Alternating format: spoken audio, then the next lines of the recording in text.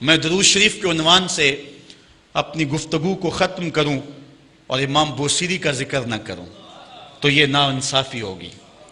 حضرت امام بوصیری فالج زدہ ہیں، ساری زندگی بادشاہوں کے قصیدے لکھے ہیں، ساری زندگی بادشاہوں کی کہانیاں بیان کی ہیں، ان سے اعزازات پائے ہیں، تکریمات پائی ہیں، لیکن عمر کا آخری حصہ آیا، جسم فالج زدہ ہو گیا، سارے چھوڑ گئے۔ تنہائی، بیماری اور غربت، یہ تین چیزیں اگر اکٹھی ہو جائیں تو ان کو کاٹنا بڑی قیامت ہوتی ہے۔ تنہائی، غربت اور بیماری، یہ تینوں اکٹھی آ گئی حضرت امام بوصیری پہ۔ صحت مند کے سارے گاہک ہوتے ہیں، بیمار پڑ گئے تو کوئی پوچھتا ہی نہیں ہے۔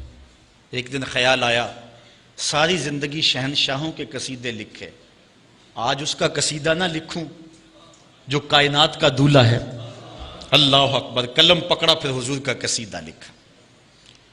یہ قصیدہ بردہ شریف مکمل کیا۔ رات ہوئی، حضرت امام بوصیری سوئے، آقا کریم علیہ السلام تشریف لائے، اور یہ بات ذہن میں رکھیں، حضور نے ارشاد فرمایا من رآنی فی المنام فقد رآنی فإن الشیطان لا یتمثل بی۔ یہ ابن ماجہ میں 6 طرق سے روایت مروی ہے، ویسے بخاری دیگر کتابوں میں بھی ہے، لیکن ابن ماجہ حجم کے اعتبار سے چھوٹی کتاب ہے، اس میں بھی 6 مرتبہ یہ روایت ہے، باقیوں میں تو بہت مرتبہ یہ روایت آئی ہے۔ ابن ماجہ میں 6 طرق سے یہ روایت ہے۔ حضور نے فرمایا جس نے مجھے خواب میں دیکھا اس نے مجھے ہی دیکھا، شیطان خواب میں آ کر بھی میری مثل ہونے کا دعویٰ نہیں کر سکتا۔ اچھا، دوسری بات، جس نے حضور کو دیکھا اس نے حضور کو دیکھا، اور جس نے حضور کو دیکھا حضور اس کے خواب میں قصد، ارادے اور مرضی سے آئے۔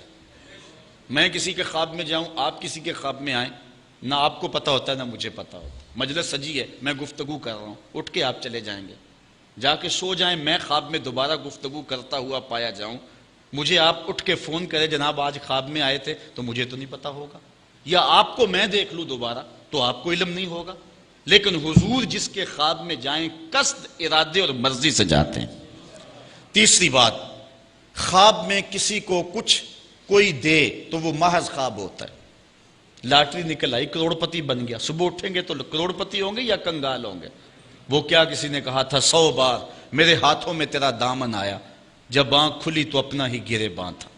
کچھ نہیں ہوتا، خواب خواب ہوتا ہے، لیکن حضور کو اگر کوئی خواب میں دیکھے اور حضور کچھ عنایت کریں تو وہ محض خواب نہیں ہوتا۔ حضرت شاہ ولی اللہ محدث دہلوی فرماتے ہیں میرے والد شاہ عبد الرحیم نے خواب میں انہوں نے حضور کو دیکھا تو آقا کریم علیہ السلام نے اپنے 2 منہ مبارک ان کو عطا کیے۔ کہتے ہیں جب اٹھے تو دیکھا کہ منہ مبارک نہیں تھے، تو پھر ان کی کیفیت وہی ہو گئی، اور پھر حضور خواب میں ملے، فرمایا کہ ہم نے تیرے سرہانے کے نیچے رکھ دیے۔ تو کہتے ہیں کہ وہ 2 بال حضرت شاہ ولی اللہ محدث دہلوی فرماتے ہیں ان کی علامت یہ تھی کہ وہ صندوق میں ہم رکھتے تھے، جب اس کو دھوپ میں لے کے نکلتے بدلی سایہ کیا کرتے تھے، اور فرماتے ہیں کہ جب وراثت تقسیم ہوئی تو 1 بال میرے حصے میں آیا، حضور کا منہ انور، حضور کا منہ مبارک۔ تو جس نے حضور کو خواب میں دیکھا حضور کو ہی دیکھا، حضور قصد سے آئے، جو دیا حقیقت میں دیا۔ اور چوتھی بات، وہ بخاری کی روایت ہے، حضور فرمایا من رآنی فی المنام فسیرانی فی الیقظہ، جس نے مجھے خواب میں دیکھا ان قریب جاگتے بھی دیکھ لے گا۔ شارحین لکھتے ہیں ساری زندگی نہ دیکھ سکا، جب روح نکل رہی ہوگی رخ محبوب سامنے ہوگا، اور اگر اس وقت حضور کا دیدار ہو جائے تو اور چاہیے بھی کیا، سوکھا نکلے سا ظہوری جے ویخ لواں مکھ تیرا، اگر اس وقت حضور کا دیدار ہو جائے تو اور کیا چاہیے۔ تو حضرت امام بوصیری کہتے ہیں کہ میں سویا مقدر جاگا، حضور تشریف لائے، فرمایا بوصیری جو قصیدہ لکھا ہے وہ سناؤ تو صحیح۔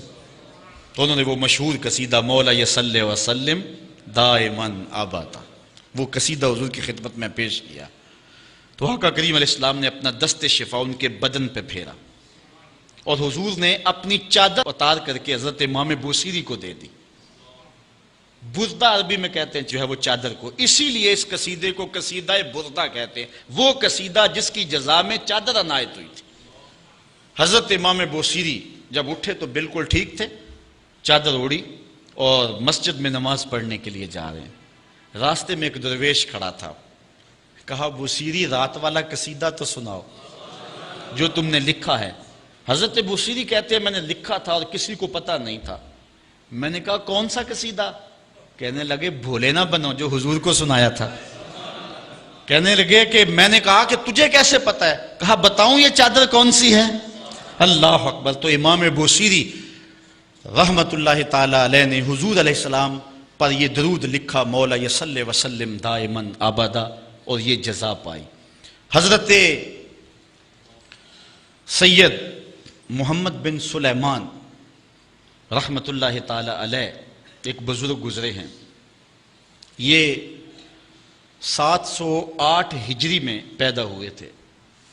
کہتے ہیں کہ میں ایک دن کسی بستی سے گزر رہا تھا اور وہاں ایک کنواں تھا، اس کا پانی تھوڑا سا نیچے تھا اور میرے پاس کوئی چیز نہیں تھی جس سے میں ڈول ڈال کر کے وہ پانی نکال سکوں. میں متحیر کھڑا تھا. ساتھ ہی ایک شکستہ سا کچا سا مکان تھا، اس مکان کے اوپر ایک چھوٹی عمر کی لڑکی کھڑی تھی. مجھے کہنے لگی کہ آپ پریشان ہیں؟ میں نے کہا ہاں بیٹے مجھے پریشانی یہ ہے کہ میں نے وضو کرنا اور نماز پڑھنی ہے اور وقت جا رہا ہے اور یہ پانی بہت نیچے ہے، اگر تم کچھ میری مدد کر سکتی ہو تو ضرور کرو. وہ چھت سے نیچے آئی اور اس نے آ کے اپنا لعاب اس کنویں میں پھینکا. حضرت شیخ سید محمد بن سلیمان فرماتے ہیں کہ میں نے دیکھا کہ یکا یک کنویں کا پانی اچھل کے کناروں تک آ گیا اور بہنے لگا. میں نے جلدی سے وضو کیا اور پھر میں نے اس لڑکی کو کہا میں تجھے اللہ کا واسطہ دیتا ہوں، تو مجھے بتا کہ تیرے پاس ہے کیا کہ تیرے لب کے ڈالنے سے یہ پانی اچھل کے اوپر آ گیا.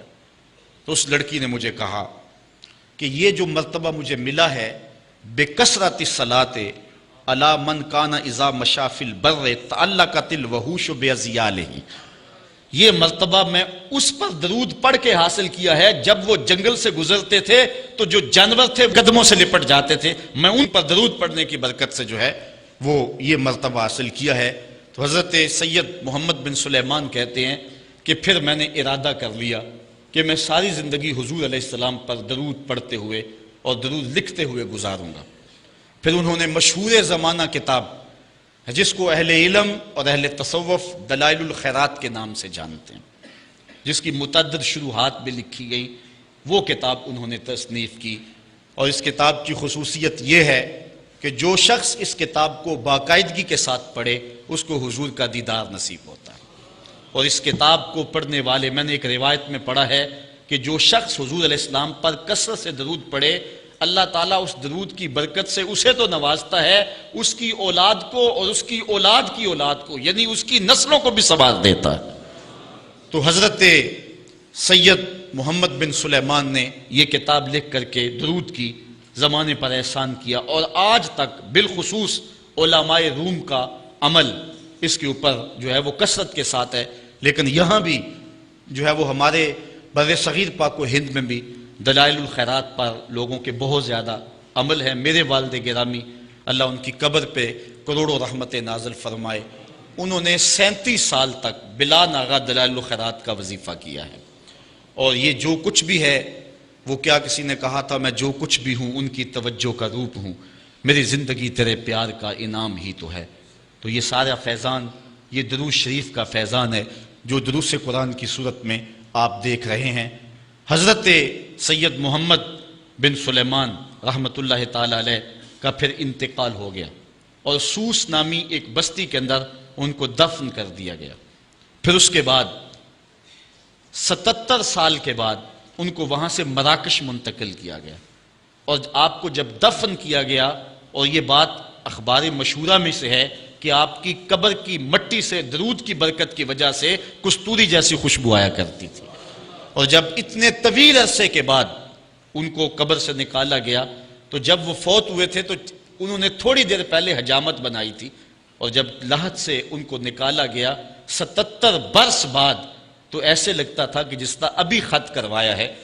اور لوگوں نے ان کے جسم کو انگلی لگا کر کے دیکھا تو جس طرح ایک زندہ شخص کے جسم کو انگلی لگائیں تو خون ہٹ جاتا ہے اور جگہ زرد ہو جاتی ہے، تو ایسے ہی لوگوں نے پایا کہ جگہ زرد ہو گئی. پھر انگلی اٹھائی تو جو ہے وہ پھر وہاں دوبارہ سرخی آنے لگی.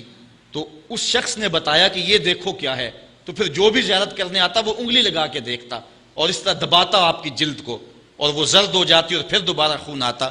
تو پھر ان کی زیارت بند کر دی گئی اور وہاں سوس سے اٹھا کر کے ان کو مراکش کے اندر دفن کیا گیا۔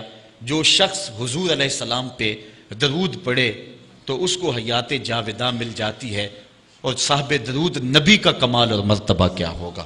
تو فرمایا ان اللہ و ملائکتہ یصلون علی النبی یا ایھا الذین آمنوا صلوا علیہ وسلموا تسلیما۔